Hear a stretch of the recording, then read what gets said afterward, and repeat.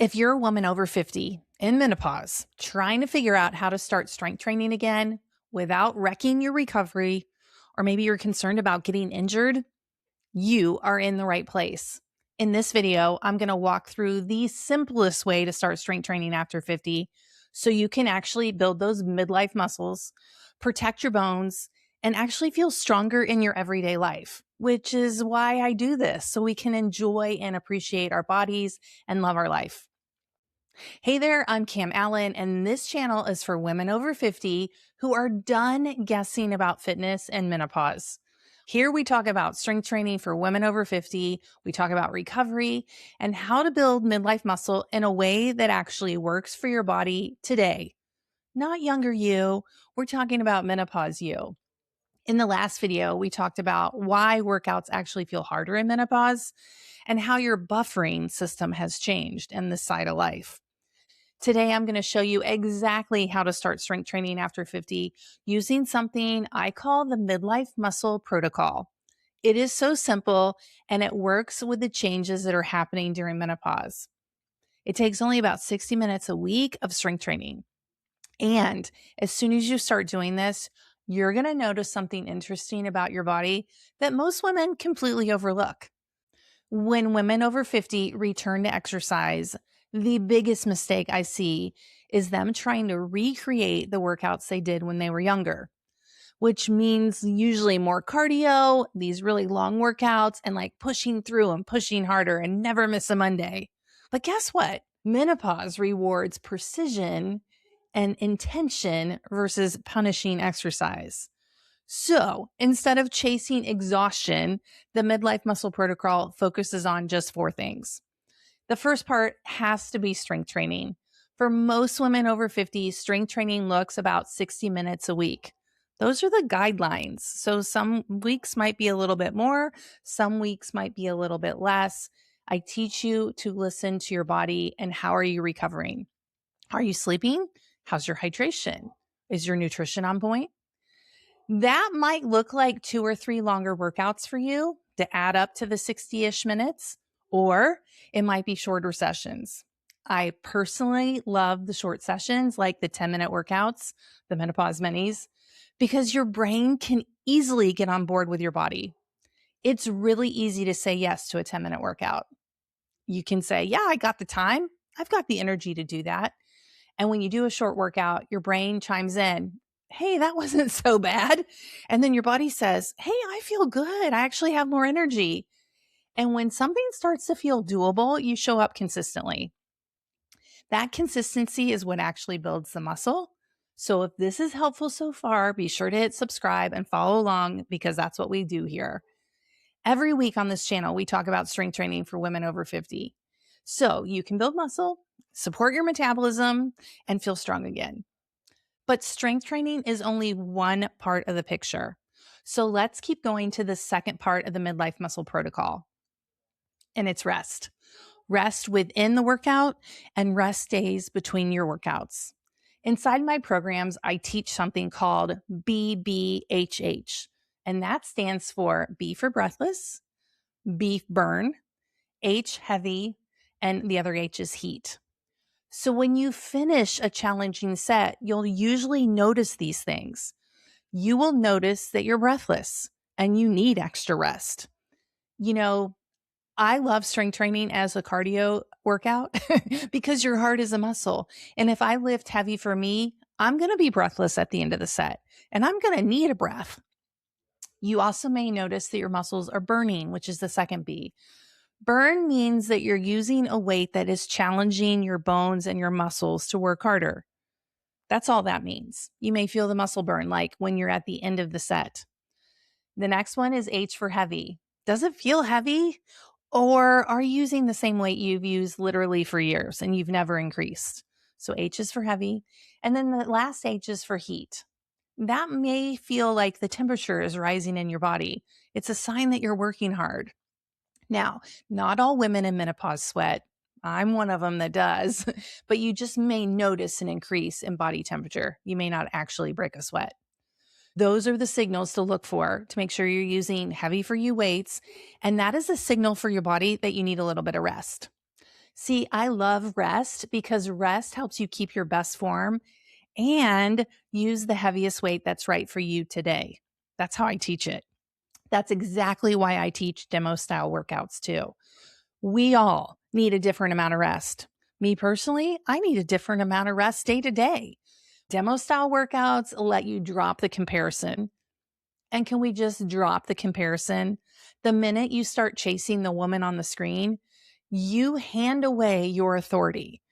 Your body is giving you the clues. That's why I love demo style workouts. And when you slow down between sets and rest, you stop giving away your authority and you get in touch with yourself and your nervous system. You stop striving to keep up. You listen to you. Instead, you give your body the time and space it needs to get stronger. And you can actually hear what your body's saying. It's so magical. So that's part number 2, rest. It's okay to rest in a workout. Believe me, I had to include that in the protocol because in my 40s, I came from the CrossFit world where it was very masculine, never miss a Monday. You can rest when you're dead. Really, really not good stuff. Really like harsh things. So I had to like literally retrain my brain at age 50. No, rest is part of the protocol. Okay. The third part of the midlife muscle protocol is daily movement. Things like walking and moving around your house and like everyday activity. In the coaching world, we call that NEAT, which stands for non-exercise activity thermogenesis. It's basically the calories your body burns or the energy your body uses during the day when you're moving. So that's why I love standing desk or taking a walk. And by the way, I need you to hear this. NEAT, non-exercise activity, walking, is the largest changeable part of your daily metabolism. So if you're sitting all day versus moving around or using a standing desk or taking walks, your metabolism sees it two different ways. Are you sitting? Are you moving? Now, were you like me? Younger me thought walking didn't count and it didn't make a difference at all.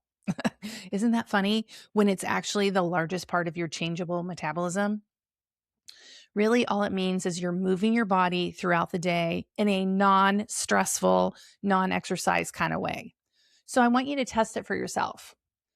How will your body respond to, I got to get my steps. I got to go get my steps, or this energy?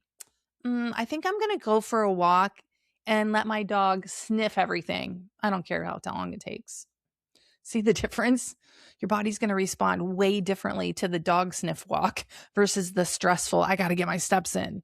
So we're talking about non-exercise activity, just being an active human. Daily movement supports your metabolism and your overall health without adding a whole bunch of stress to your system. And that really matters in midlife. The fourth part of the protocol is I call it a dash of cardio, just like salt and pepper. It's just like a little seasoning. And it usually looks like short conditioning burst, not endless cardios of younger you days. No, I have witnessed too many women train for half marathons or even full marathons in midlife and come out on the other side with less muscle, which is crazy, more fat, they look inflamed, and more inflammation. From a math problem point of view, how in the world is that possible? Calories in, calories out. That's what we were taught. How in the world can they do all that cardio and get quote unquote less fit, less muscle, more fat, more inflamed?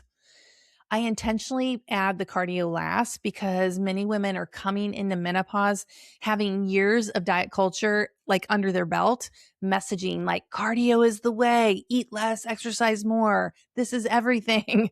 But guess what? In midlife, strength training needs to come first. I'm just going to say it.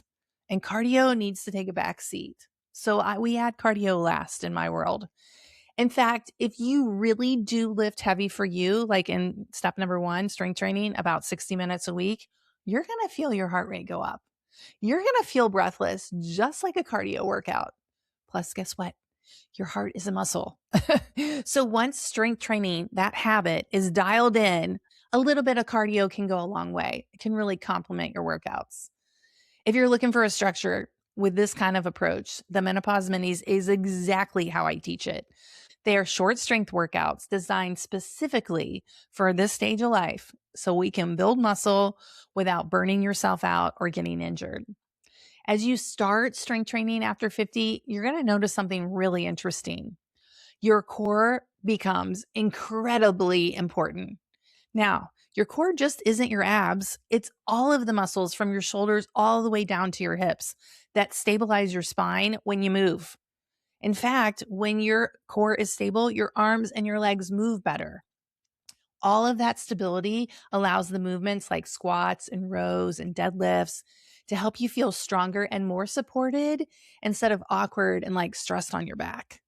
So, if you're starting strength training after 50, I want you to keep it really simple. Just follow the Midlife Muscle Protocol. 60 minutes a week using heavy for you weights.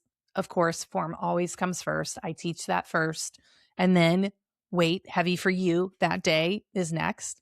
Second, strength within your workout so you can actually use that good form and you can actually challenge your body using a heavy for you weight. Number 3, daily movement, just like walking. And number 4, a small amount, a dash of cardio once your strength habit is all built. I love this approach because it works with your physiology, like your chemistry on the inside in menopause, instead of fighting against it. Now that you know how to start strength training after 50, the next most important thing women need to learn is how to use their core correctly. Because your core is what protects your spine and it makes movements like squats, deadlifts, rows, everything feel more strong and more stable. So in the next video, I'm going to walk through the most important core exercises for women over 50 and show you how to organize your core before you move your arms and your legs. So if you missed last week's video where I explained why in the world do workouts feel suddenly so much harder, that's linked right here. Also, make sure to watch the pinned video called Menopause, Change Your Body. Here's what works now. That's a really helpful video because it explains the bigger picture of how strength training works differently now in midlife. So make sure you hit subscribe so you never miss a video. We are just getting started here, and I will see you next week.